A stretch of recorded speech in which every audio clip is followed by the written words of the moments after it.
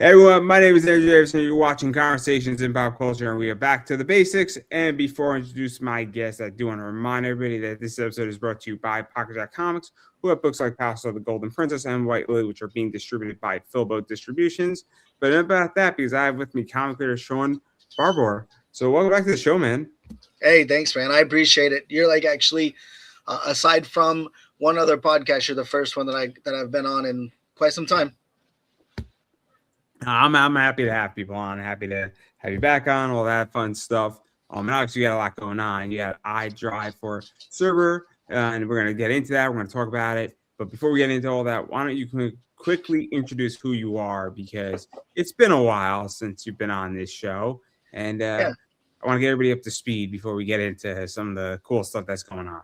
sure. My name's Shaun Barbour. I am a writer, an inker, editor, all these things. I've comic books and novels. Horror, you generally is my main wheelhouse of entertainment, but I do divulge off from that into like horror comedy. Been doing it probably 8 years now, probably 7, 8 years.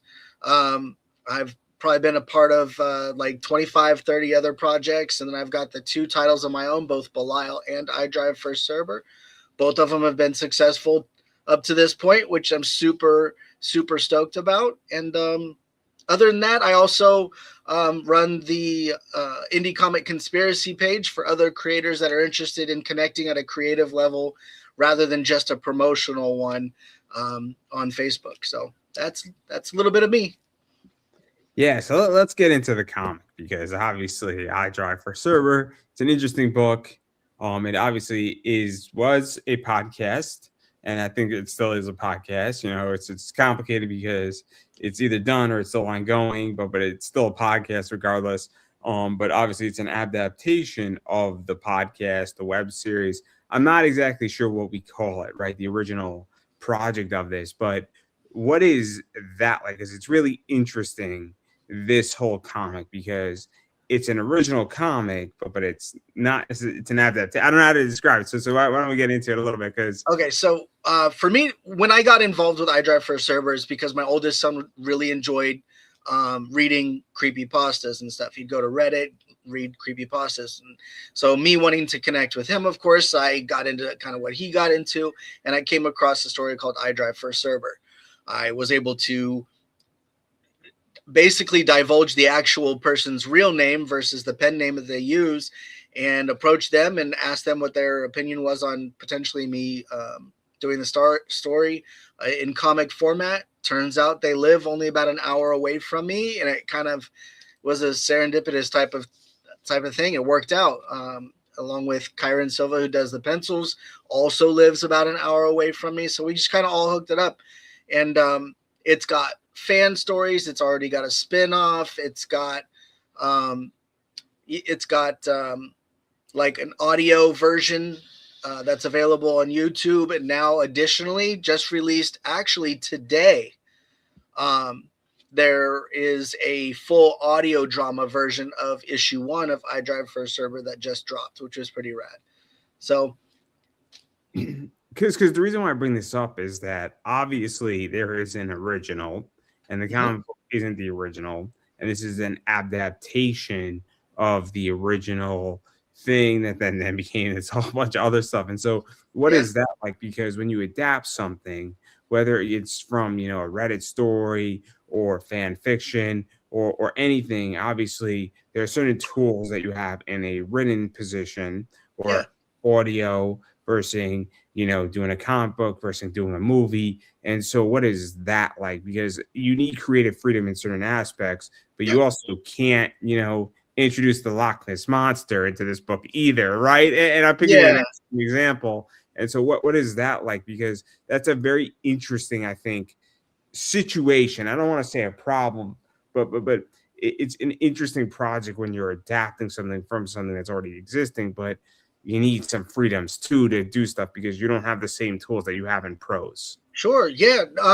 More or less, I think the basic thing is looking to make sure that all of the elements to translate into whatever vehicle you're going to use to transport the story, you just have to make sure that all the engine parts are there. You know what I mean? You got to make sure that all the mechanisms work out, all the elements that you are looking for in a creative story, that they're there. You have to make sure that there's enough gas to get it to where you want it to go. So looking for things as far as community base, as far as anything like that. And then you have to deconstruct the story, find out the elements that work, which won't work, and whatever format that you give it, whether it's audio, whether it's prose, whether it's comic books. There's different things that you have to do.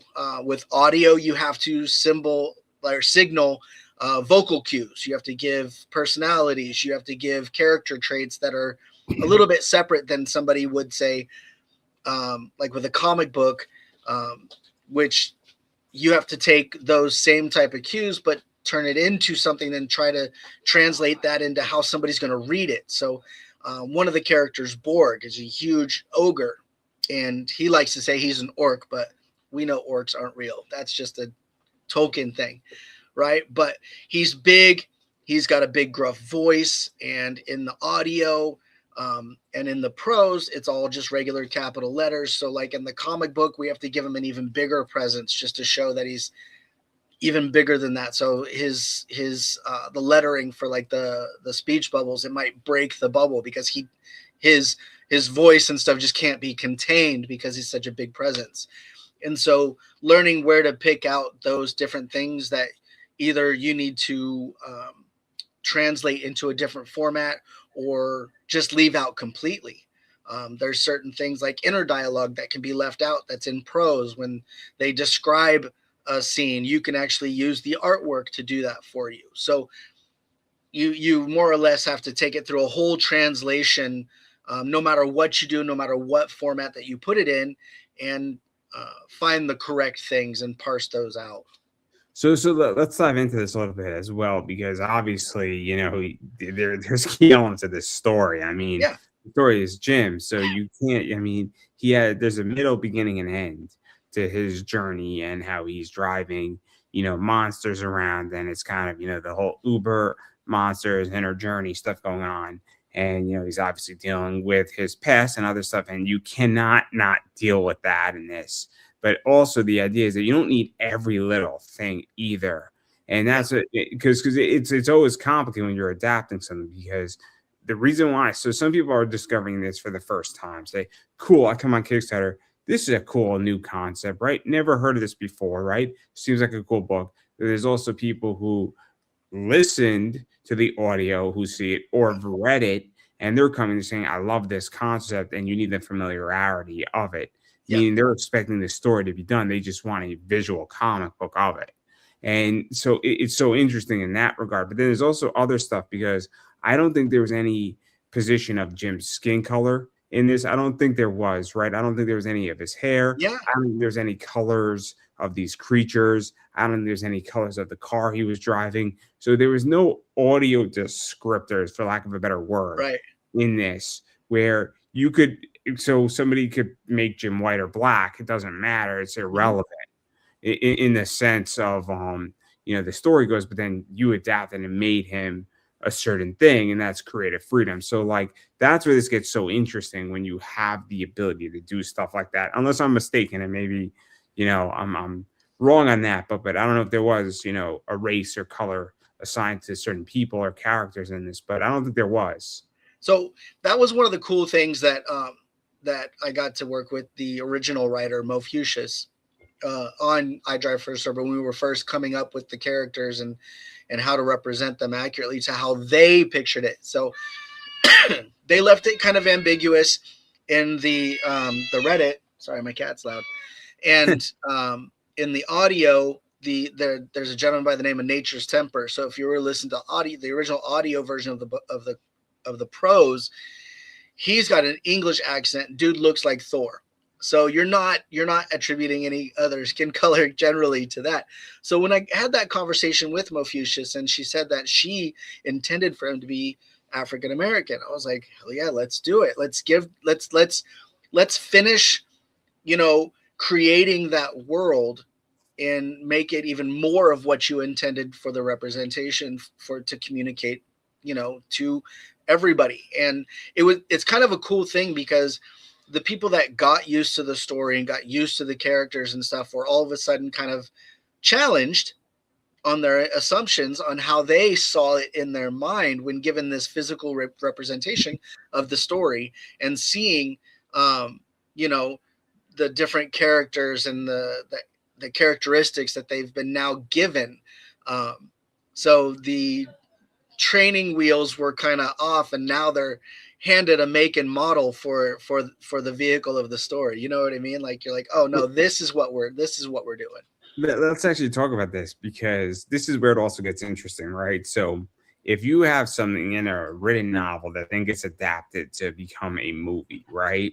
And this Mhm. happens all the time, usually in novels, we get a sense that you describe characters at some point in there, you Yeah, know, for the most part. It's very rare that you don't have a description of a character. And I mean, if you've read a novel and you don't know if a character is black or white, maybe it's irrelevant to the story and it doesn't matter. But for the most part, you get a sense of if a character is what race they are, right? yeah, But when you don't get that sense, and then you have something like this that puts it out there, that definitely changes the original. I don't want to say it changes the original work, but it changes the way something can be viewed.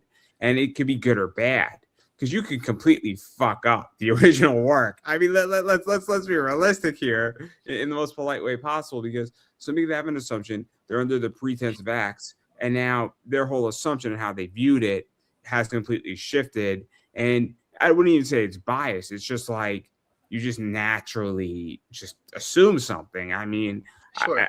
I don't know. I have assumptions when I read things too, right?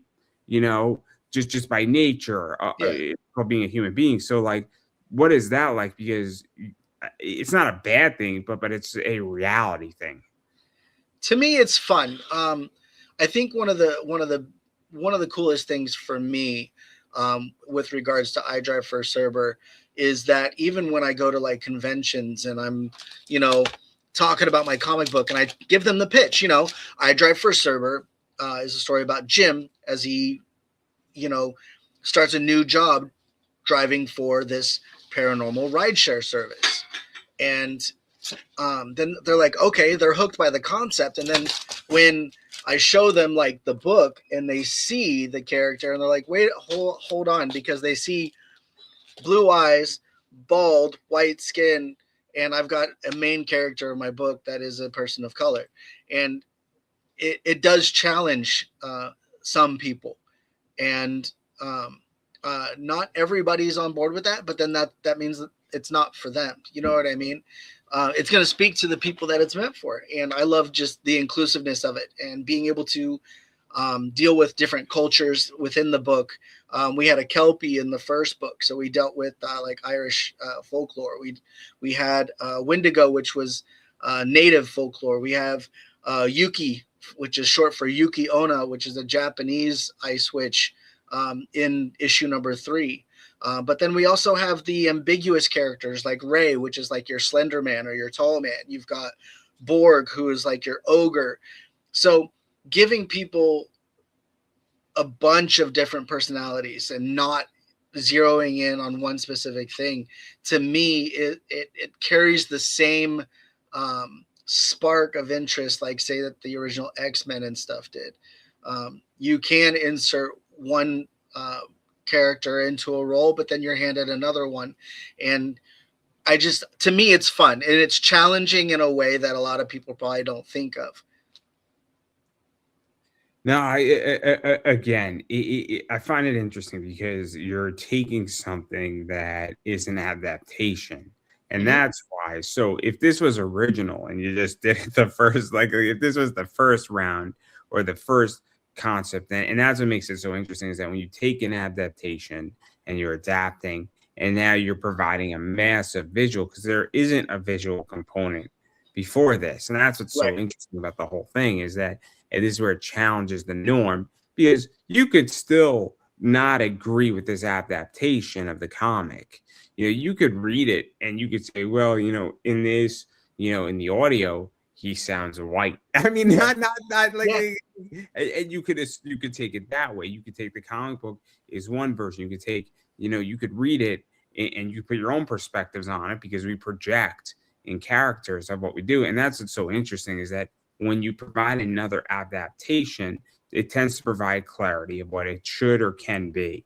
And that's what's so interesting. But, I think it's fascinating because the more stuff you have, the more clarity you have. So if you have yeah. 15 different medium adaptations of something, you're going to get a more clarified picture of what it should be, right? And then if this gets adapted into something else now, this is in the lore, for lack of a better word. I do think it depends on how you're looking at it. I think each way that this any kind of story is presented, whether it's in cinema, comics, prose, audio, you have to pick and choose which layers that you're going to deal with. And just like some people like movies, some movies better than the writing. Some people like the audio book better than the prose. Some people like the comic book adaptation better than, like, say, a Reddit creepypasta short story. And it's how they choose to consume, their media and what speaks to them. And so being another vessel for iDrive for Cerber in general, to bring it to even a wider audience is kind of a unique, to me, it's a unique opportunity. And I thought it was something that I could do well with the team of people that I choose to create with. No. And then obviously, I mean, I want to get into some other stuff here because the Sure. book is obviously a lot of is going on. So I mean, he's on this journey and this quest, and he's driving, and obviously, you're driving monsters around because this is the Uber for creatures, monsters who want to go places. And well, obviously, if you're a yokai in org, a ice switch, you really can't get into a cab the same way. I Yeah. mean, usually, right? And so obviously, and then there's stuff of Jim's past coming up in these books, and Yeah. there's some trauma, and there's a lot of stuff going on because it's not just so simple. And some of these rides that he's doing are more friendly than Yep. others, and others are contentious, might be a good word to use, right? They are dangerous or Absolutely. situational hazards might be incurred. So, like, what is that like? Because we're also on issue 3 now. Yeah. Once you get to issue 3 of something, we're in the middle of the story. So you can't no longer give me, the appetizer. You got to start giving me the main course Well, of your story and your arc. issues 1 and 2 actually are the complete first arc. So in that first issue, he starts driving for Cerber, but um, his murdered sister is one of his first passengers that he picks up, and then he goes in issue number 2. He tracks down her killer, and with some help, and kind of resolves that part of the story. And actually, issue number 3 is the beginning of a brand new arc, and it's kind of fun to me because I like to think of it as kind of like a crossover between like in general, like the Scooby Doo Supernatural episode, where each issue is kind of episodic in that it ties into a bigger story, but you also have these little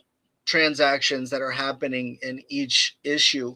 And to me, that's a lot of fun because I get a little bit of a playground, and then we get to deliver something that's a little bit deeper. We get to dig into character backstories, what makes Jim, who he is, but also discovering that some of these cryptids, creepy pasta type characters, deities, demons, angels, whoever he's transporting, that they are multifaceted as well, and they deal with their own struggles and who they are.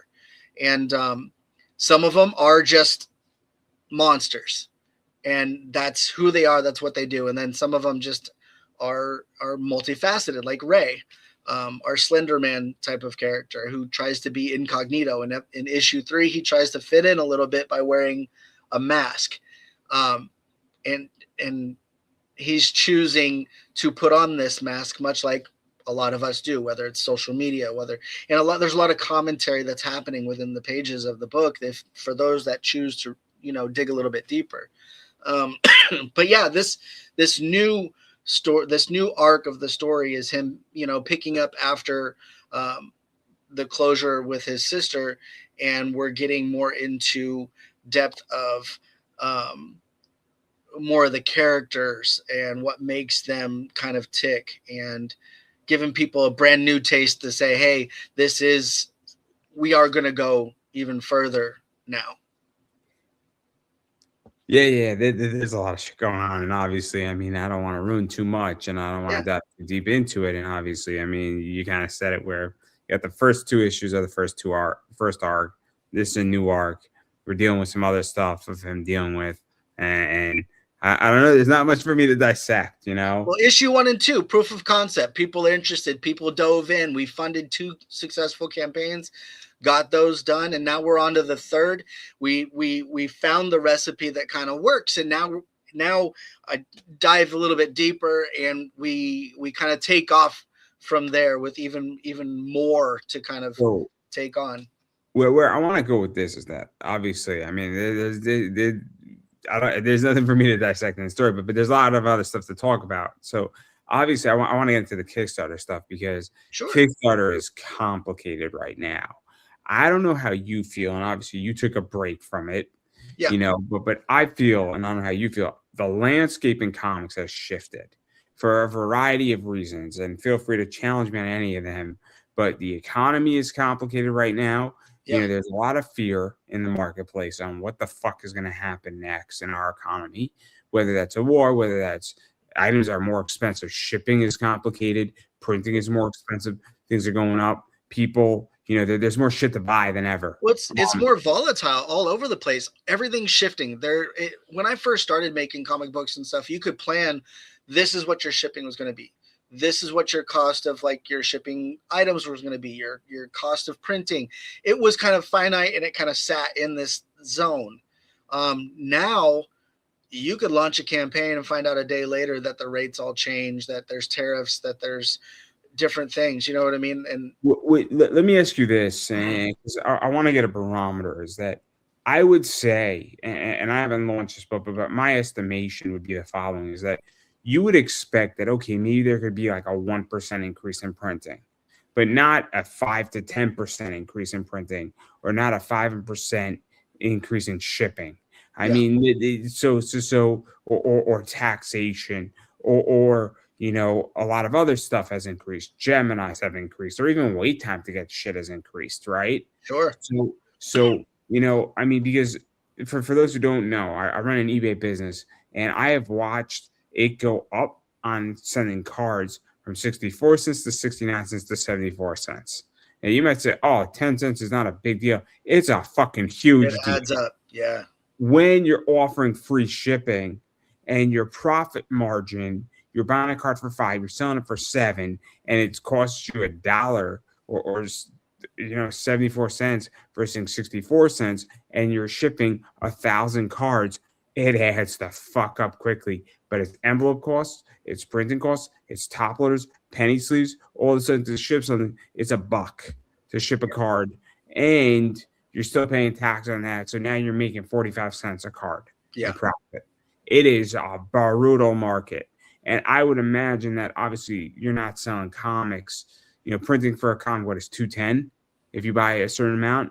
Depending on whether or not it's black and white or color or whatever else, however many pages. Standard, I think right now is anywhere, right around that 210 for 22 pages or so, between 210, 260, depending on day of the week. And look, if you're buying 1,500 books, you get a bit of a discount, a little bit, but you don't get much of a discount.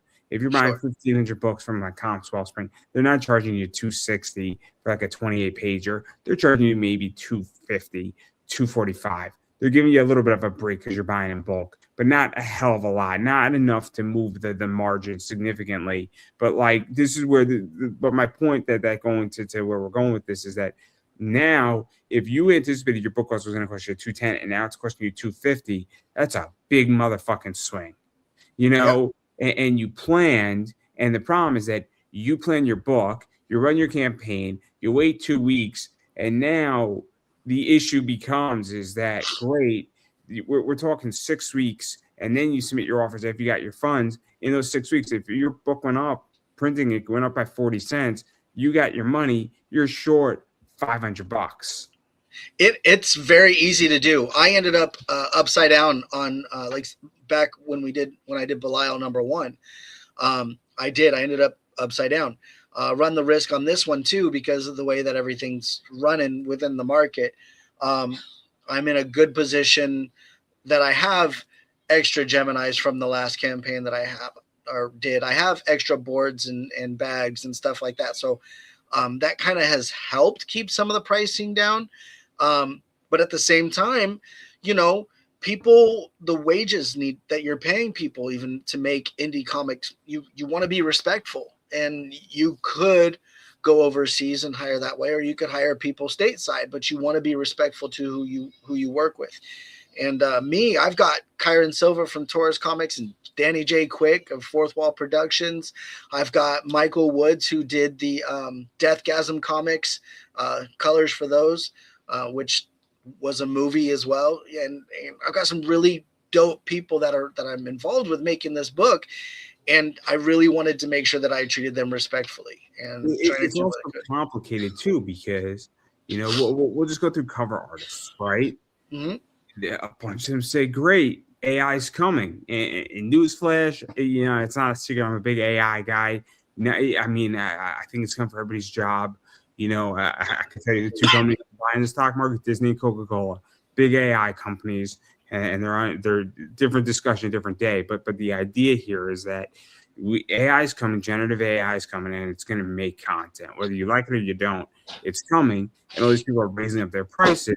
But it's forcing the issue in certain ways because you're pricing out people to go to the thing that's the cheapest, but at the same time, it's tricky to figure out what these people should actually be paid because you can't charge me $900 a page to write my comic because there's no money for me to be made. Yeah. And this is where this becomes a whole mess, right? Because you say you want to be respectful, but at the end of the day, you can't be so priced out of the market that it's unaffordable to do it. And this is where I think this whole thing's getting all fucked up, is that people are raising their prices up slowly or fast. Yeah. And pricing people out of the market. And then it creates a value composition fuckery problem. Yeah, it's pretty wild. In one of the things that I did to kind of like fight against that was, like say for the colorist, I actually had it to where I made a composition of panels because I had certain things that I wanted to hit, and I actually ran more or less a tryout, a competition with different people who would be vying for the position of colorist for iDrive for Cerber. And I wanted to be upfront with them. This is how much I'm paying. This is what I'm looking for. But also the top 3 people, you're all going to get paid for your submission. And so it generated the interest that way. But in the realm of people using AI and people using as a substitution to actual physical work is pretty wild out there, and you have to disclose a lot. So like even in the campaign, if you were to go through the Kickstarter page right now and you were to look, I included even a time-lapse video of me actually inking the comic book, just as a statement to say, hey, look, these are hand-drawn pencils. These are inked, by me, and doing lives while I was inking, just to kind of communicate that. And I think it puts it in a much stronger position to be like, oh, okay, that's why they're charging what they are. But on the other hand, there are people out there that are doing straight AI work, and they're not charging. In full disclosure, I'm not going to tell you what the channel is, but I have an AI channel. I have an AI Instagram channel, and, Okay. and it's a lot of fun. And I do AI work, and to go further, I mean, I don't own this channel, but Jill XO makes probably about 2 to 3 million. Complete AI girl, fascinating, makes a lot of money. And so the whole issue here is that where this becomes fascinating is that it doesn't really matter what you as an artist think. What really matters is that are people buying it? Yeah. Are people supporting it? Because at the end of the day, the customer is right. So it's not an ethical question for me anymore. It's saying, look, if my customer doesn't give a shit if this is drawn AI, but they're thrilled about it, they're consuming the AI content. That if I'm to build something, they want the AI content, and they don't care. They have to be writing it. I give it to an AI drawer, and then it does it. I don't really care if it's ethical or not, because the ethics at the end of the day is that it's what my customer's fine with. Because they're It the all ones. depends, like you're stating right there. It all depends on what audience that you're trying to get to. And if you're okay with that arena, then that's your arena to be in. And The way I view it is that it's the customer, the people who pay the bill, right, for the most part, right? we're always the customer. Yeah. So I don't care about the critic anymore. So if people say all the time, "Oh, I don't like your show, man. I don't like this person you interviewed. I don't like, did you watch the interview? No, I just don't like the person. They didn't even see a minute." I'm like, you're not even a customer of mine. You're not Yeah. even a watcher, and you're already criticizing. Why don't you watch the fucking thing, and then you can tell me all you want that you hated how I interviewed somebody. But until you watch it and watch enough of my content, that's how I feel. But like, because I find it so fascinating, because this is where I feel Kickstarter is becoming very complicated, right? Because we have the introduction of AI, we have an economic fuckery going on. The Boston Celtics aren't doing their job, but that's a different discussion completely. All jokes aside, but then we also have an issue on Kickstarter. It's massively oversaturated, and that's a huge problem. Yeah, I mean, it's all about, I mean, with regards to everything, I mean, transparency to me is everything. Communicate with the people, make sure you're representing yourself in the clearest and most honest and respectful way. Be respectful to your audience, be respectful to your people, and then you can then expect respect in return. And yeah, there's a lot of people out there. I'm seeing people left and right back other campaigns, do other things. But I don't think it's necessarily really a competition, so to speak, because each one of those books fills their own niche. They fill their own audience. Those people are cultivating all their own people. You know what I mean? Some of these people that are super successful have been cultivating their audience for quite a while. And me, I took a little break because I had to handle life, and now I'm back at it. And that struggle is there.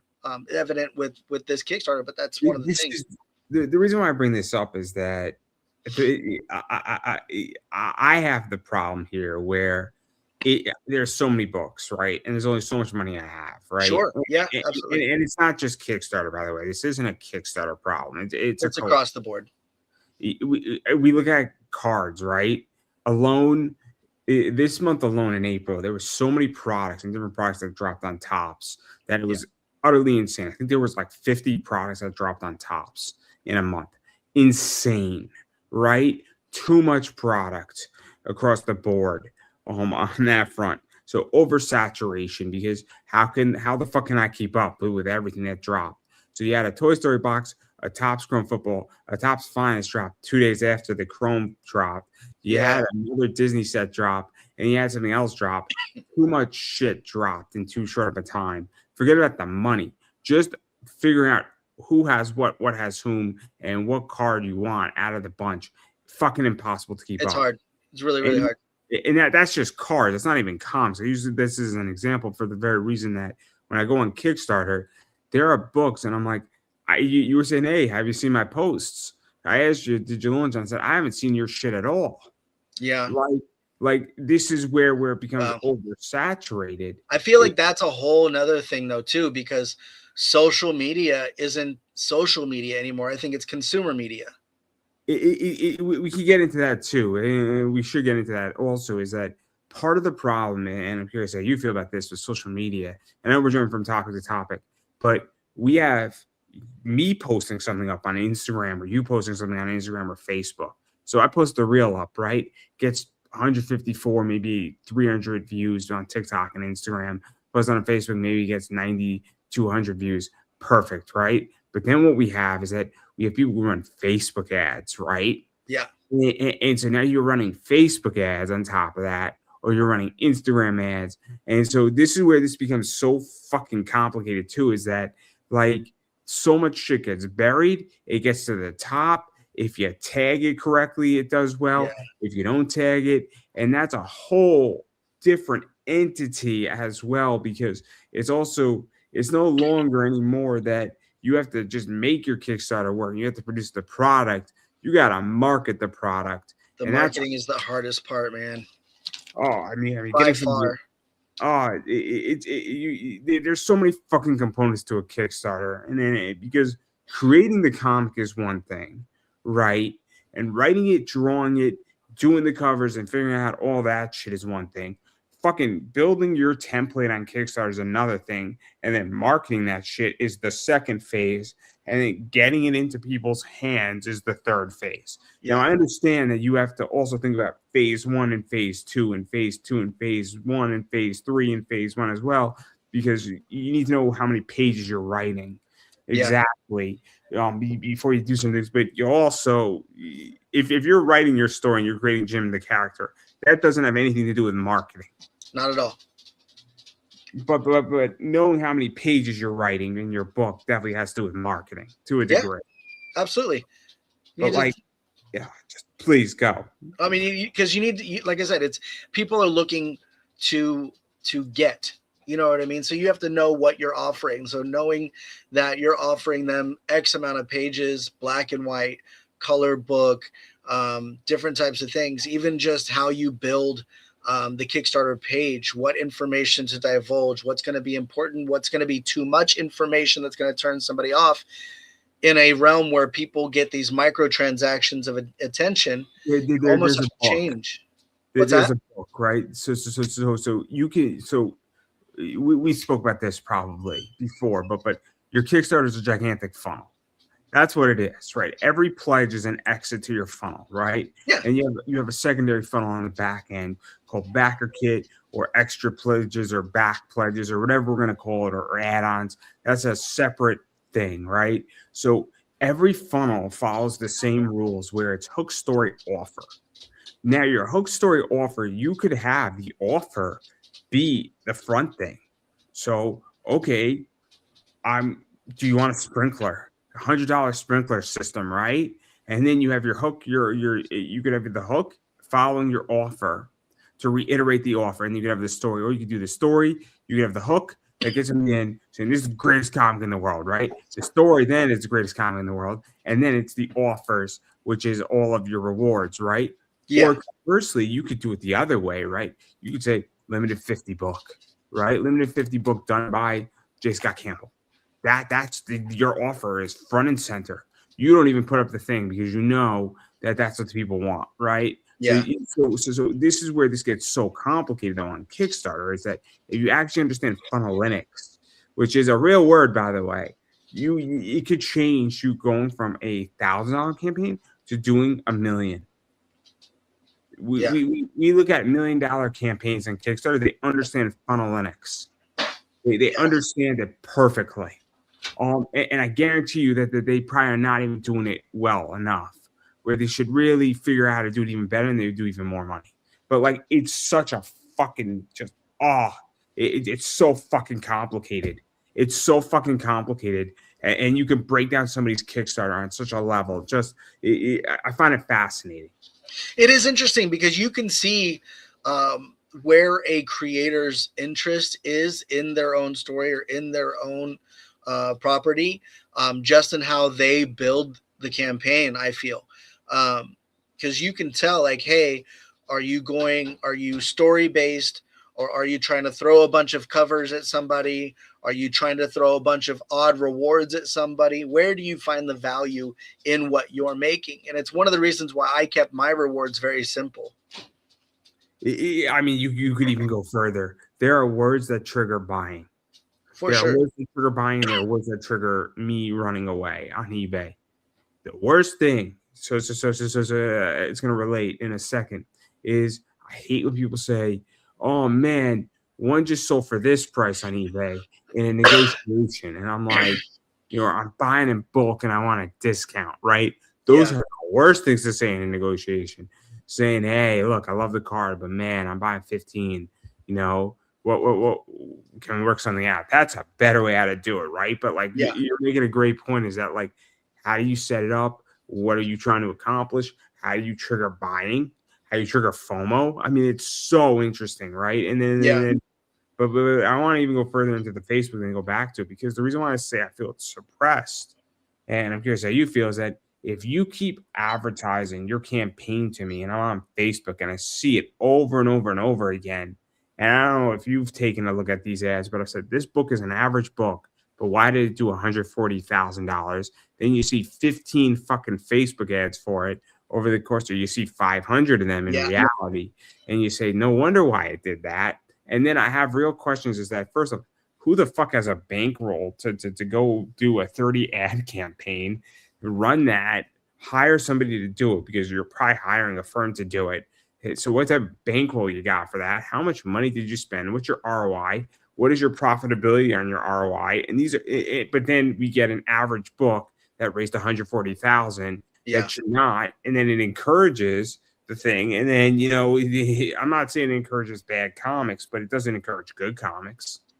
Yeah, it is. It's a weird market. I mean, all basically, I think the paid ads and stuff do nowadays is takes away the algorithmic like suppression that somebody like myself, because I went to college. Part of my college stuff was for communication design, and I don't know if that's evident in some of the ads and stuff that I create, but I choose a lot of different angles. I've done Cerber ads. I've done like as if Cerber was a real app and there's reviews. I've done memes. I've repurposed memes. I've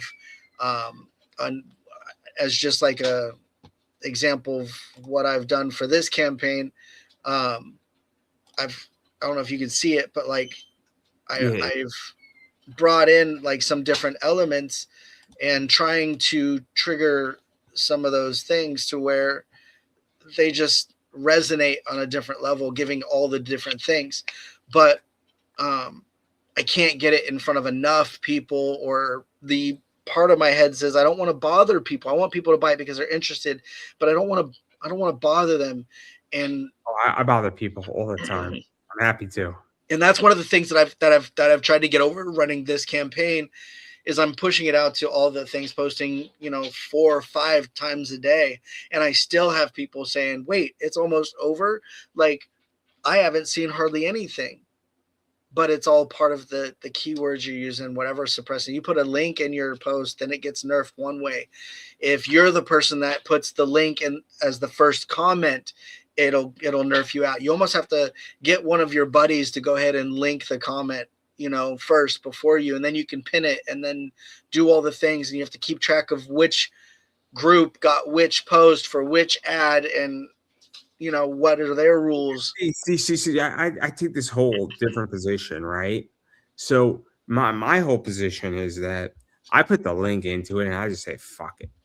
Okay. I just say fuck it, right? Because what I'm finding that's working right now with micro content is that first off, I mean, I'm YouTube heavy, right? For a reason. So I post a lot of shit up every day. I post a clip from an interview that I cut up, right? So I take the Sure. 3-minute clip, right? But then what I find is that, I posted for 2 weeks on Instagram and I got like 6,000 views on my reels on Instagram because all that shit works so much better. It's got all my shit in it, and then it drives traffic to YouTube, right? Sure. So I'm trying to drive traffic to the right place. Yeah. So the Facebook stuff doesn't actually convert because I think Facebook's marketing algorithm has changed dramatically. Well, the audience changed. You're not getting the younger people there. Your younger people now are TikTok and Instagram. Older But it's people even are more Facebook. than that, right? It used to be that it was a library. They delete your content now after 30 or 90 days because Yeah. they want the most relevant stuff up there and they want it to be a constant news feed. YouTube doesn't do that. YouTube wants to be a search engine. Facebook doesn't want to be a search engine, right? Nothing Right. wrong with that, but it's a constant moving feed, right? So Twitter doesn't, or X doesn't want to delete your content. They don't care. They want your content up there. So what I figured out is that, okay, so it is a privilege to watch this thing on Facebook for 90 days. I promote it, but I don't promote the Facebook thing that's going to be deleted in 30 days or 45 Yeah. days. Why the fuck would I do that? It defeats the purpose of me promoting in content shit. If it's going to be gone and the view is gone versus me promoting the Facebook ad, but you don't want me to link in there because you don't want to come off platform, it's self defeating. But then I post a reel, and I don't even post a reel on Facebook anymore because Instagram and TikTok drive the traffic to YouTube, which is where I want people to watch it anyway. So Sure. I've realized the whole outside position is that where do I want the traffic to be driven from, right? So like, and the way I post content is I data dump. I don't even time the marketing anymore. I data dump. So I will data dump, and I will do in a row on a Sunday. I will drop 10 things on TikTok within 30 minutes of each other. And it sounds crazy, but it's actually more effective.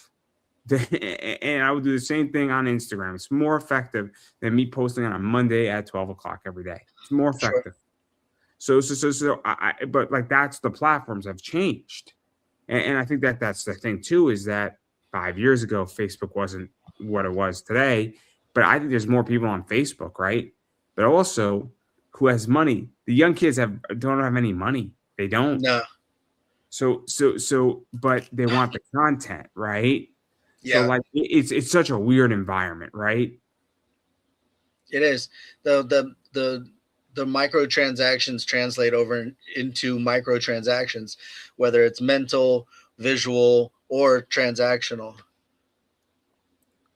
So I stopped talking to poor people.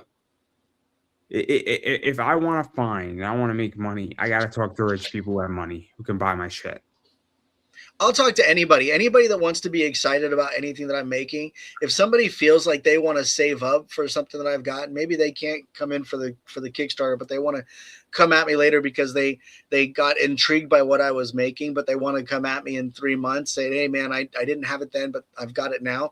And that's evident in one person. One of my backers early on came in as a backer. They faced a hardship. I showed him some appreciation. I gave him a free digital version of the copy, saying, "You know what? Thanks for backing me. Here's a free copy of this. I'm sorry you're going through what you're going through. It maybe if this still interests you when things kind of iron out, hit me up." And he came back just yesterday and is backing the campaign again. And I think there's a level of understanding that kind of comes with some of that, and just in appreciating the people that Right. are So potential.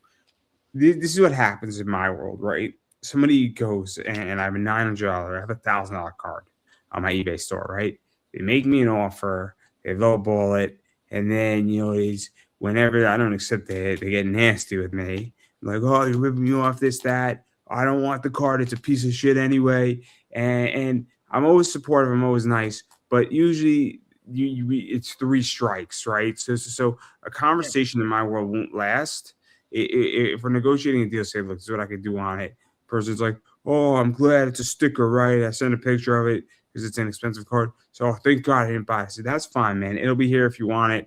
But after that, the conversation stops. I'm not going to continue Yeah. a conversation once it becomes evidently clear that you're not interested in the product, right?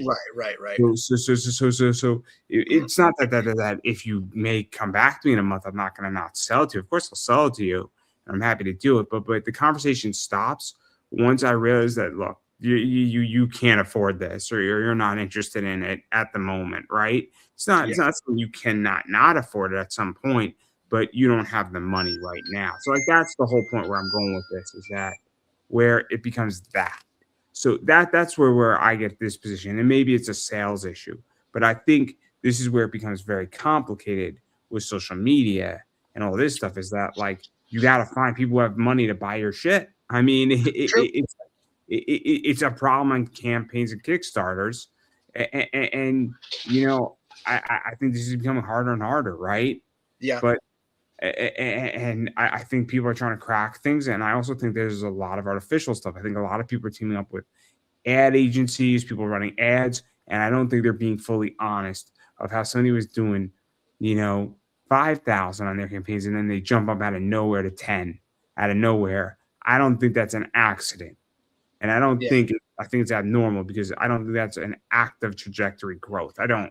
Sometimes it's an act of support. If you're deep enough in the community and stuff, depending on what the following and stuff is, sometimes it's an act of support. People don't want to see the people that they engage with on a regular basis go through a failure. They want to see each other succeed. At least if you have a good, you know, a good group of people that you interact with and want to associate with, those people want to see you succeed. Well, I wish that was with me. I wish that was with me. I really do because I'll be I'm not buying it. I'm not buying it. I'm sorry. Like my experience.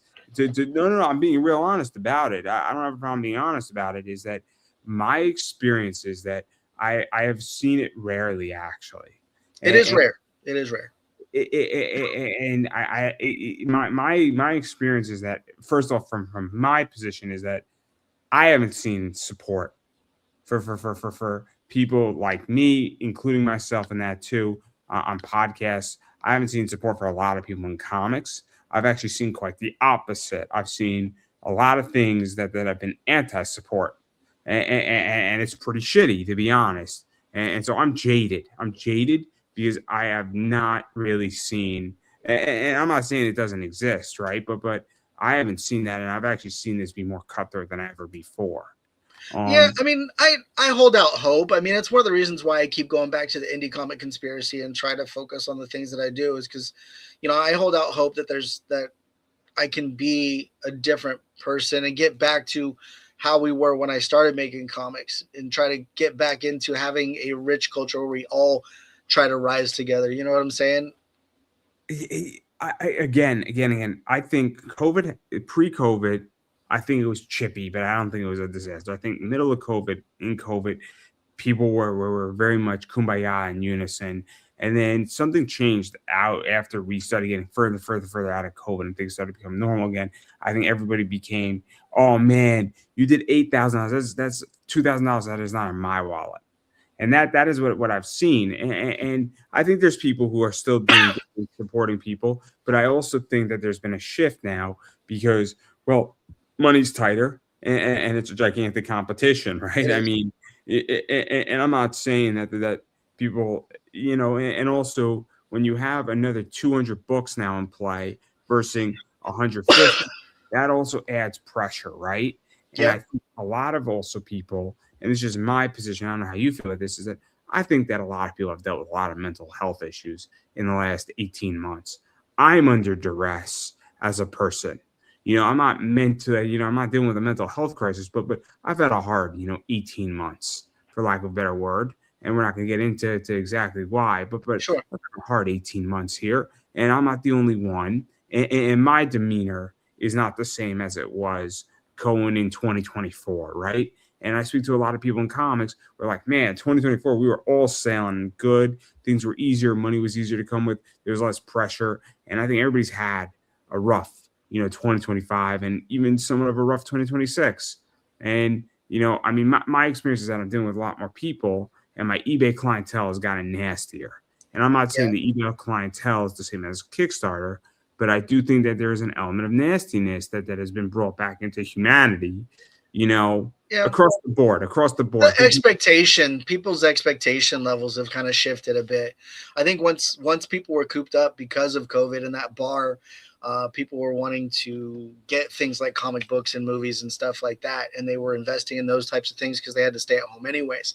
Now that they've gone back out into the wild, more or less a lot of the social structures, I think, kind of fell apart at the seams a little bit because everybody was so funneled in on social media where people weren't actually being like this face to face, person to person. It was all on a keyboard. So that keyboard warrior mentality came out now and is in video and different things like that on social media and now in person. And I think it's carried over because that's what we see all the time, as that's how people are, that's how people act. And I know that in who I am and what I do each day is I try to fight against that, but I work at a hospital too. So I'm not dealing with people that are having the best days as it is anyways. Oh man. I don't know what to say to that because being in a hospital could be good or bad. It depends on what's going on. If you're working in a hospital and somebody's giving birth, man, that could be a great day for somebody, For right? some, it's the worst, and some people, it's the best. It depends on what happens. That is true. That is true. But if you're a couple who is thriving to have children and it's your first child, it's an awesome day for you. Because granted everything goes smoothly, right? Your kid Yeah, has all 10 toes. Your kid has all 10 fingers. Your kid's a boy and he's going to become a major leaguer. No, no, no, that's a terrible joke. Or better yet, it's a girl, so you don't have to deal with a rambunctious boy running around your house. Great. Yeah. Depending on how you view things, it could be a wonderful day, or it could be the worst day of your life. But all jokes aside, obviously though, but then again, also being in a hospital is that if you're in an emergency room and you're dealing with a bunch of people walking with gunshot wounds, that's a horrible situation to be in. Not because people are obviously hurt, yeah. but but then again, I go to a hospital and it's usually not good or bad. It's just I'm seeing a doctor. And like I said, I don't even, I've stopped categorizing people into a single day. I'm now trying to categorize people into relationships over time. How are they on a regular basis? Once you see some of these people on a regular basis, they come back. You have different interactions with them, and I think that happens all across the board. You give somebody a second, and it create that space to have a conversation, find a place to meet on that, and maybe build an understanding and say, you can be you, I can be me, I can see what you're going through, and I can be empathetic towards that, or I don't understand that. I hear you, but let's have a conversation. And I think building those bridges is something that needs to happen more or less across everything in order to start repairing all of these social interactions and hopefully benefit on things like a Kickstarter type of situation as well, because those people want to be supportive now towards you, even if you guys had a different viewpoint about something down like before. I mean, look, let's be realistic here about this country too. Already, we're very divided for a lot of different reasons. For sure. For I, sure. not to get too political. If you call me deplorable, or my neighbor calls me deplorable, I call them a libtard, right? And then after the election, everybody forgot. And I'm using that as an example because it's happened a lot. Not to me in particular, but I know people who it's happened to. When Sure. neighbors called each other names, and then after the election in 2016, it's like, fuck, we got to live next to each other. But you just told me I'm a horrible human being for the last 20 months. I think if you give people enough of a chance, you'll find out you have more in common than anything else. I agree 100% with that. The problem here is that you can't call me a bunch of names every day for 20 months and expect it to be achieved, right? Oh yeah, no. And that's part of the problem in this country, right? And it doesn't just, and then it translates into everything else, right? So if I say, God damn it, the Boston Celtics really fucked me in the ass today on how they played, how do you give up 13 points? And I criticize the Boston Celtics, nobody in their right mind is going to then be like, blocking you on Twitter, right? Like, I don't know. A Celtics fan, a diehard Celtics fan, might. No. They're probably supportive of they're saying, dude, they fucked me over too, man. I've got like 10 followers from this, but not the point here. A Sixers fan, maybe, you got fucked in the ass. Screw you, man. It sucks to be you, right?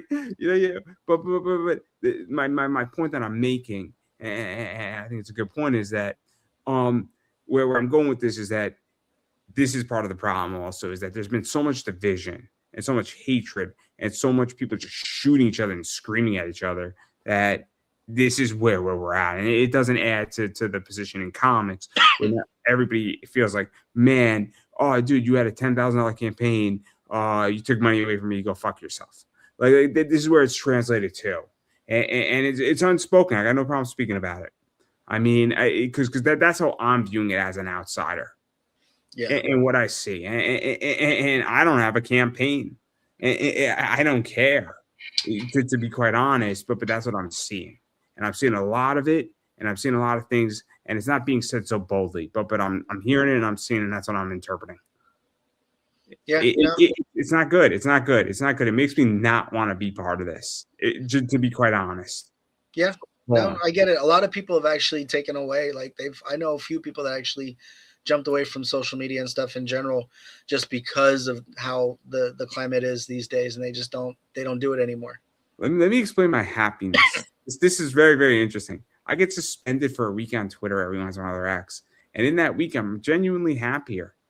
I'm genuinely happier that I'm not on Twitter, and I'm like, okay, this isn't terrible. This isn't so bad. You know, but like that's how I feel. But this is a long far cry from Kickstarter and social media. Obviously, we spoke about a lot of stuff, a lot of life. We now understand how I think everybody to a degree. It's pop culture, anime, and comics. We're talking all the stuff.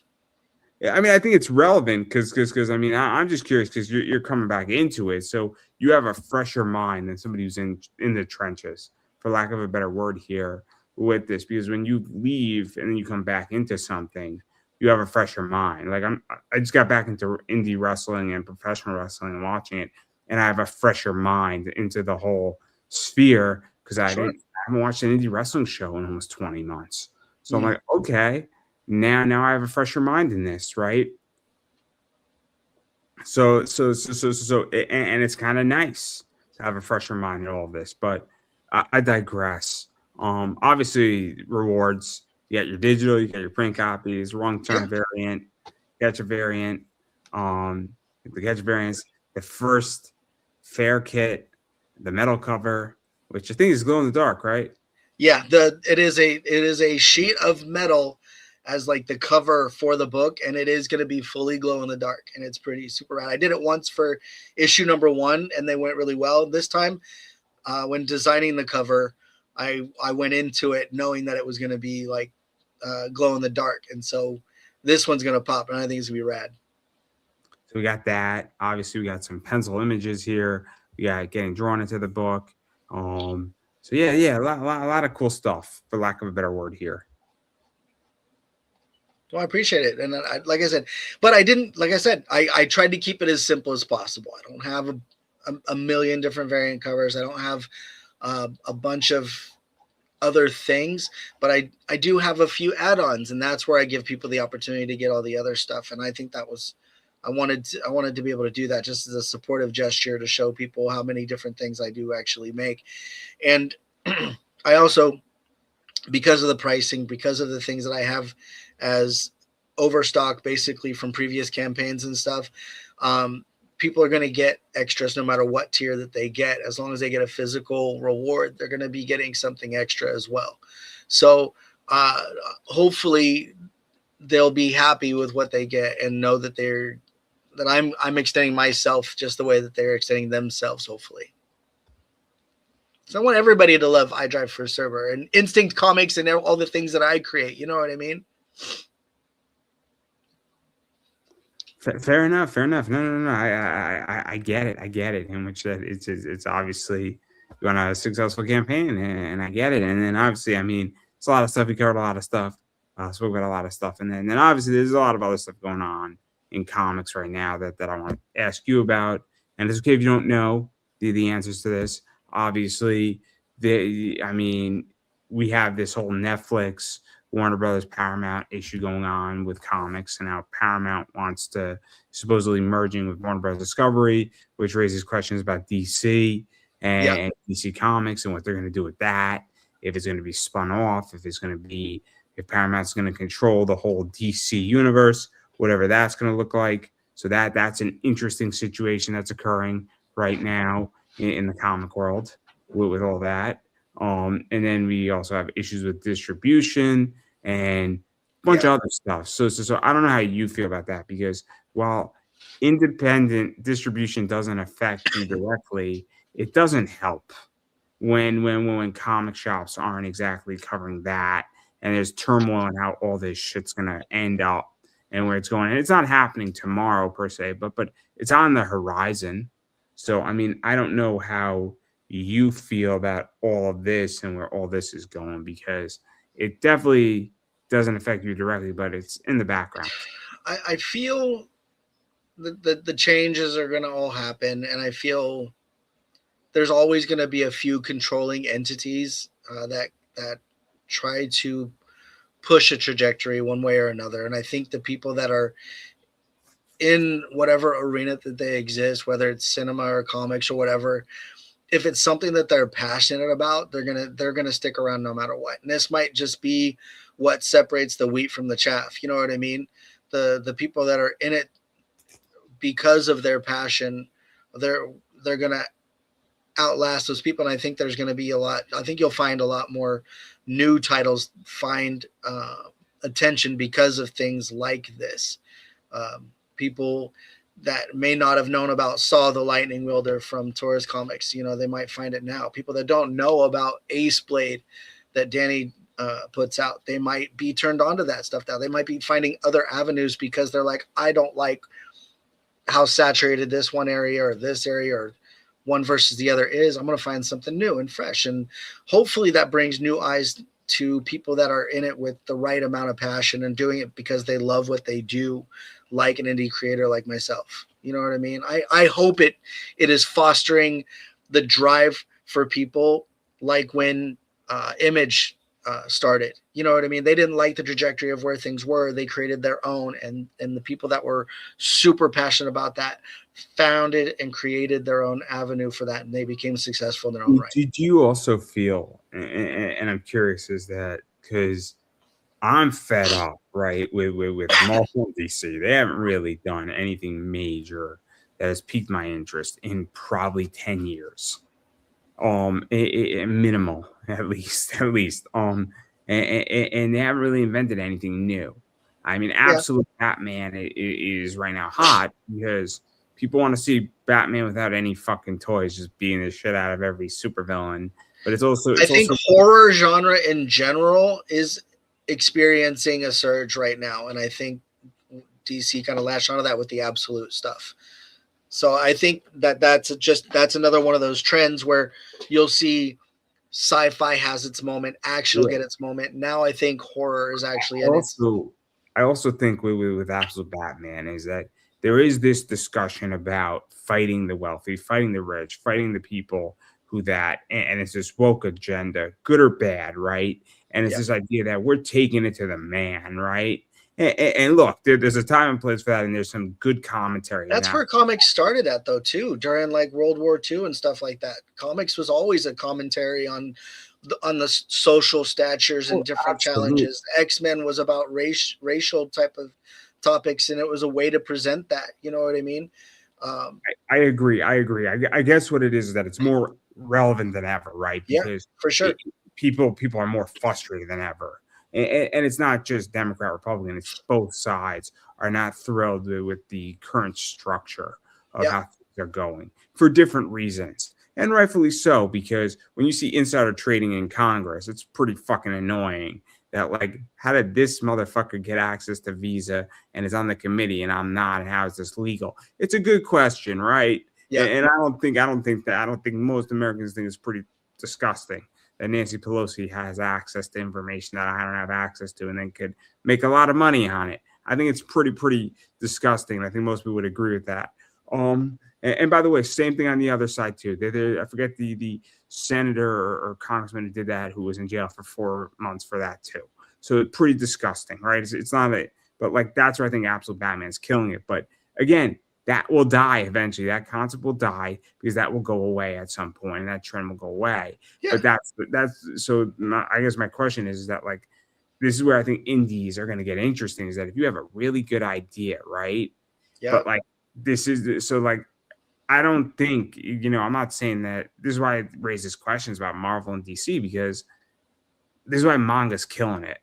Because at least when I read a manga, it's freaking wild. And it's brand new concepts, and it's just insane. And you could read anything, and it's cheap to produce. I mean, I'm reading a manga about a cat cafe, and every chapter, nothing gets accomplished, and it's great. It's absolutely adorable, right? Yeah. But Love you. Good night. Love you. Good night, kiddo. Wash your face. Wash your face. But like that's my point, is that like I just read it, and it's like 20 pages of nothing getting accomplished, and it's adorable, it's drawn simple, and it's legitimately dirt cheap. Like it's $10, 200 pages. Yeah, and it's a good way to break away. I mean, people are looking for escape. It's an escape. So, Can you tell me secret? No. I Sorry. like it. Yeah. No, you're fine. You're fine. You're fine. I don't know. I like it. I was letting you do it. Always, I make comics part time. I'm always a dad, man. It's true. Go to bed. I don't have children yet. Me. I can't wait to have children. I just can't wait. I can't wait till like 6 so we get to go to ice cream time. Yeah, So yeah. I have an excuse to take them to ice cream or to like Burger King or something. But I can't wait for that. But I am not ready to have children. In that, and then let me I don't think anybody's ready to have children. Let me put it that way, right? I don't think you're ready to have children. I think you can say I would like children. I think you can be in a situation where like if you're living in a cardboard box, you should not have children. Is what I'm saying. I mean, You're that's always learning, and every single one of them's different, man. But nobody's ready to have children. But you can set yourself up that you can be productive with it, and you can be in a better spot to have children than not. But I would like to be married before I have children. I think that's a good. But I digress there. But again, my position is that like that I don't even know where I'm going with this question, but I digress. It's whatever. You can speak for whatever you got to say. Just I'm out of ideas here. It's okay. Look, look. I got 5 days left of my campaign. 5 days. I'm hoping it ends on May 4th at 7:56 a.m. in the morning. Look, I'm hoping that people see me and connect with me and what I'm saying, and I hope that they back the story, but I hope that they also realize that real people are making stories, and real people are putting their hearts into things. And if people want a comic book that actually has heart, has story, every character has character, and you can get away from anything in real life. I Drive for Cerber has a lot of that going on, and issue number 3 would be perfect for that because it doesn't tackle anything that's too serious, but you get to see monsters, mayhem, crazy antics. You get nightmare-inducing type of creature in the Goat Man. You get your Ice Witch, who is totally puts the bi in bipolar or polar in bipolar, and there's just a whole lot of stuff going on. It's a lot of fun, and that's really what I wanted to do. I wanted to come back and I wanted to have fun, and this is the way to do it. And I'm hoping that I'm offering this up to people and they see it and they can get excited for it. And if they just give it a chance, they'll pick up, all 3 issues and be around for a while, because I don't plan on stopping. Whether this campaign funds this time around or not, I'm going places with it, is what I'm saying. Fair enough, and that's what comics should be. They should be fun. They should be fun. Should be enjoyable, and that's things. But obviously, we've been speaking about a lot of stuff. We covered a lot of stuff. We probably got you and me both in trouble. But I digress right there. But obviously, there's a lot of other stuff going on. You got a lot of stuff going on. But where can people find you? Because you got a Kickstarter going on, which is in the link down below description, so people can click that. And then more importantly, though, obviously, you got a website, you got Facebook groups, social media, X, Instagram groups, TikTok, eBay, all that stuff. I don't know what else you got. Websites, whatever definitely you got. On Instagram as Instinct. I'm Instinct Comics on Instagram. I'm Instinct on TikTok. On X, I am the same on Facebook. Of course, I'm Shaun Barbour. I do have CerberComics.com will get you to the campaign. It's the easy link to take you there. You want to check out anything else that I make, like the novels or any of the merch, like shirts or anything else that I make. I got shirts and stickers and bumper stickers and air fresheners and posters and comics and novels, and that stuff is at InstinctComics.com. INSTINKED, because I was an inker when I started comicbooks.com. So that's all the places to find all the goodies. If you have any questions, reach out. I'm always available. Answer any questions, even to other creators, anybody that wants to come up and have a real discussion, that doesn't just want to do promo work, that wants to know how to grow in a community and foster positivity in a tumultuous arena right now. I'm here for it. And then obviously it's my show, so I promote myself all the time because well that's what we do here. So I am Pop Anime Comics on X slash Twitter. I am back. I got suspended for a week and a half. And they almost deleted my account permanently, but we are back. So thank God they reversed their decision, which was cool. Different story for a different day. I get very creative on Twitter with words. Just we're gonna leave it at that. About sports, not about anything else. I rarely get into politics on Twitter, and I'm very creative on sports, right? So there you go on that. I am Pop Anime Comics on Instagram, Pop Anime Comics on Facebook, Pop Anime Comics on YouTube, Pop Anime Comics on TikTok. I do have another whole account and a whole nother YouTube channel called Big Boy Card Collecting. I break and educate people about cards. So we talk a lot about card education, upcoming releases. I do breaks, so I open up cards, not even selling anything. Just want to share product stuff. So I had a whole thing where I did Disney Neon, which was fun. Broke a bunch of boxes there. Broke a bunch of other things regarding WWE stuff, and we talk about it. And it's just because I like sharing it with everybody. So I'm gonna break it open anyway. So I figured I would share it. You're more than welcome to comment, engage in that. That's Big Boy Card Collecting. And on Instagram, I post a lot of pictures there too, and it's just news, a lot of pictures, a lot of discussions going on, a lot of fun stuff. It's a fun, channel. And then I do run an AI channel, but I'm not going to tell anybody what that one is. You're going to be hard to find and impress it because you won't know it's me. But I have dancing anime girls. Yes, the music, it's great. It's great. Why? Who doesn't like Misty dancing to some music on a beach? I'm just saying, it's a lot of fun. It's supposed to bring joy, right? It's enjoyable. But not gonna tell anybody where that is. But it's not hard to find it. But if you ask if it's mine, I'll deny it. Also, I don't know what you're talking about. But yeah, and then finally, I do run an eBay. So look for comps and collectibles. Come shop those on eBay. And so it's Pop Anime Comics Collectibles. And I sell books like this in my store. I sell books like this in my store. I sell books like cards like this in my store. Stuff like this in my store. I sell stuff like this in my store. And one-on-ones do come into my store a lot. So those sell out pretty quickly though. So if you're looking for that stuff, you got to be quick. And I do not negotiate all that much on them. So that's what I got going on. So that's all my stuff. Pretty much, if you type in anything Pop Anime Comics, you're gonna find my stuff somehow, somewhere.